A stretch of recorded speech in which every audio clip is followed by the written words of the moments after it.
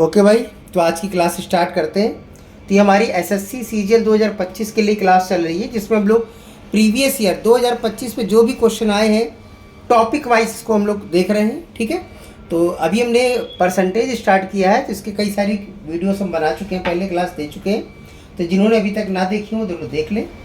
तो शुरू करते हैं हम लोग आज की क्लास। तो देखिए इसमें क्या कह रहा है, इस क्वेश्चन में कह रहा है किसी कर्मचारी की आय इनकम 72,000 रुपये है, वह जो राशि खर्च करता है वह उसकी बचत से 40% अधिक है, इसलिए उसकी बचत कितनी है। देखिए आया है एसएससी सीजीएल 2024 का क्वेश्चन है, थर्ड शिफ्ट का। देखिए इसको कैसे करेंगे, तो यहाँ कह रहा है जो राशि वह खर्च करता है वह उसकी बचत से 40% अधिक है। इसका मतलब ये हो गई हमारी बचत। ठीक है, ये बचत हो गई, और हमारी खर्च, ये हो गया खर्च। ठीक है, और ये हो गई हमारी आय। ऐसे रख लिया हमने, आगे पीछे रख सकते हो, कोई दिक्कत नहीं है। तो ये बचत पर डिपेंड था, तो बचत को हमने 100 रुपये मान लिया। अगर मान लेते हैं 100 बचत है तो खर्च कितना हो जाएगा, बचत से 40% अधिक था, मतलब ये कितना हो जाएगा 140 हो जाएगा। तो आय कितनी हो जाएगी, अरे खर्च और बचत जुड़ जाती है, तो आय कितनी हो जाएगी 240। बोलो इतना समझ में आ गया। ठीक है, अब ये जो आय है, क्वेश्चन में आय दी थी 72,000, यानी 240 बराबर क्या हो गया 72,000 के हो गया। तो इसको 240 से डिवाइड कर दो। ठीक है, किसका पूछ रहा है, बचत पूछ रहा। बचत कितनी थी 100, तो 100 का आप मल्टीप्लाई कर दीजिए। देखिए 24 से 3 बार जाएगा तो 72 हो गया, और ये हो गया आपका 00। ठीक है, तो आप आंसर आया 30,000 रुपये की उसकी बचत रही होगी। Okay, option number first correct है। चलिए अगला क्वेश्चन देखते हैं हम लोग।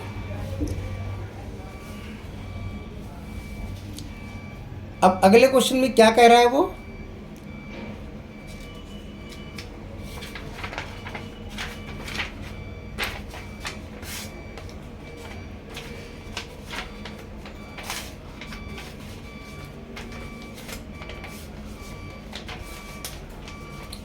देखिए आगे क्वेश्चन में क्या कह रहा है।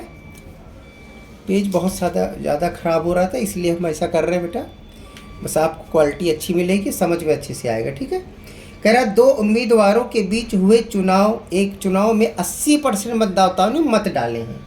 80% ने, यानी अगर 100% है पूरा, इसमें से 20% ने तो डाले ही नहीं, तो कितने ने डाले, 80 ने डाले हैं। ठीक है, जिनमें से 4% मत अवैध हो गए, यानी इससे 4% क्या हो गए अवैध, तो बचे कितने 96% वैध बचे। एक उम्मीदवार को 15,360 मत मिले, जो वैध मतों का 80% तक किसका था, वैध मत का, तो वैध तो 96 है, तो इसका 80% इसको मिला है। ठीक है, वो कितना 80%, 15,360 वोट है, ये वैध मत का 80% है। इतना समझ में आ रहा है। कह रहा है मतों की कुल संख्या, कुल संख्या मतलब यहाँ पर बताना 100%, वापस आना है, तो बस यहीं से उल्टे क्रम में हल करते रहो। 15,360 था, ये किसकी वैल्यू थी 80, तो इसको 80 से डिवाइड करो। ठीक है, 100 का मल्टीप्लाई, तो यहाँ से हम लोग अब कहाँ आ गए, यहाँ पर आ गए। अब जो ये वैल्यू वो 96 की वैल्यू है, तो इसलिए 96 से डिवाइड करो, 100 का मल्टीप्लाई। अब हम लोग यहाँ से यहाँ पर आ गए, अब जो ये वैल्यू आई वो 80% की है, यानी कि 80 से डिवाइड करो और 100 का मल्टीप्लाई, तब हम लोग यहाँ पर आ गए। अब बात समझ में आई। ठीक है, तो इसको आप आसानी से हल कर लीजिएगा, आंसर आ जाएगा आपका 25,000। ओके, 25,000 मतलब थर्ड ऑप्शन इज करेक्ट है। चलो अगला देखते हैं, अगला क्या कह रहा है इसमें।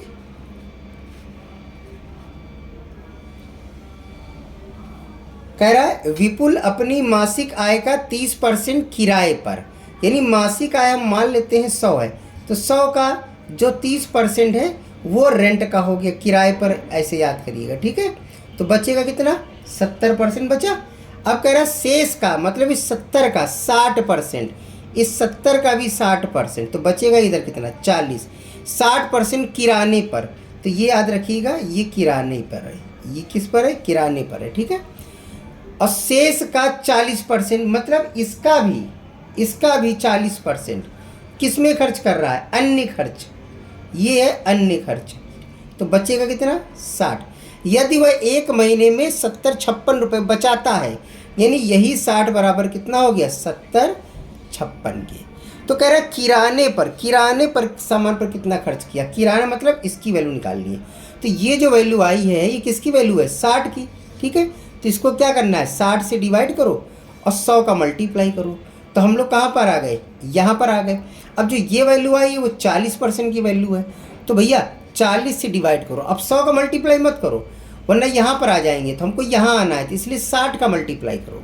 किसका करो? 60 का मल्टीप्लाई करो। ठीक है, अब इसको आप आराम से काट लीजिएगा। तो ये आंसर आ जाएगा 17,640। 17,640। Okay, C option is correct.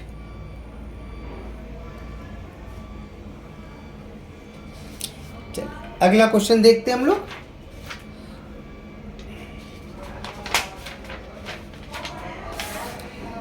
अब इसमें क्या कह रहा है देखिए भाई, इसमें कह रहा है, थोड़ा और नीचे कर बस, ठीक।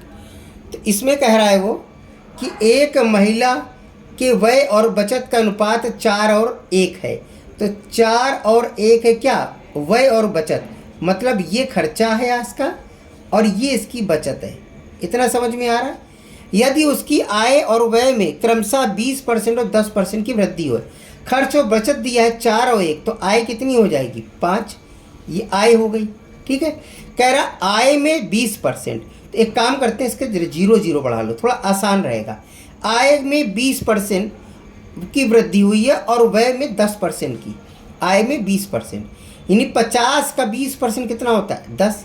तो नई आय कितनी हो गई? 60। ठीक है, और कह रहा था खर्च में व्यय में कितने परसेंट? 10%। यानी जो खर्चा 40 था तो इसका 10% कितना होता है? 4। मतलब नया खर्चा आप कितना कर रहे हो? 44 कर रहे हो। तो इनकम 60 है, खर्चा 44 है। तो बताओ बचत कितनी आएगी? सर जी बचत 16 रुपये आएगी। बचत कितनी आ गई? 16 रुपये आ गई। कह रहा उसकी बचत में प्रतिशत परिवर्तन ज्ञात कीजिए। तो पहले बचत कितनी हो रही थी? 10। अब बचत कितनी हो रही? 16। कितना चेंज हुआ? 6 का। ये 6 कितने परसेंट है? 10 का, यानी पहली वाली का। तो आंसर कितना आएगा? 60%। ठीक है, आंसर कितना आ जाएगा? 60%, यानी सी ऑप्शन करेक्ट है। चलिए अगला क्वेश्चन देखते हैं हम लोग।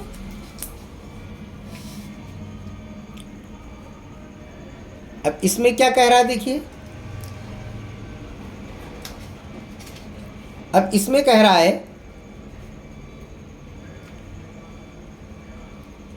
कोरोना वायरस के कारण एक गांव की 5% जनसंख्या की मृत्यु हो गई। अच्छा ठीक है, 5% जनसंख्या की क्या हो गई? मृत्यु हो गई है।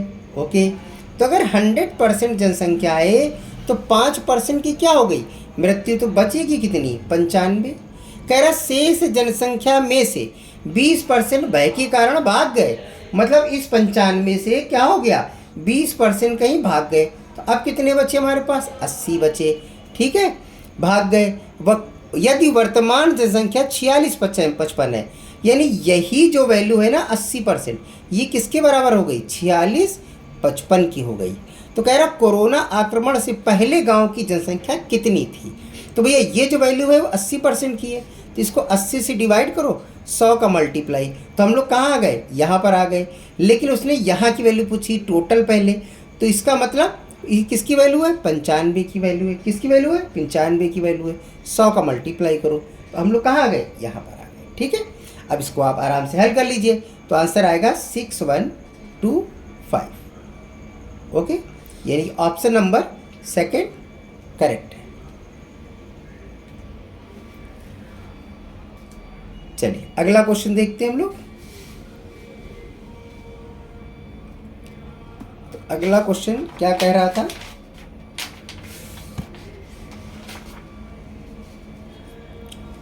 ठीक, कह रहा एक कक्षा में लड़कों और लड़कियों की संख्या का अनुपात 3 और 5 है, यानी जो बॉयज़ हैं और जो गर्ल्स हैं। बॉयज़ 3 है तो गर्ल्स 5 हैं। ठीक है, 10 कितनी है? 5 है। कक्षा में लड़कों का परसेंटेज पूछना है, तो कक्षा में कुल बच्चे कितने थे बताइए? 5 और 3 8 थे, तो लड़के कितने थे? 3। मतलब ये 3 कितने परसेंट है टोटल का? ठीक है, टोटल का। अब समझ में आ रही है बात? देखिए 4 दूनी 8, 4 25 300, 25 ते 75, 2 से काट देंगे 37.5%, 37.5। ठीक है, यानी कि ये ऑप्शन करेक्ट है। ओके, तो ये हमारे आज के क्वेश्चन रहे। तो हम लोग मिलते हैं अब अगली क्लास में बेटा, फिर से प्रीवियस ईयर क्वेश्चन लेकर।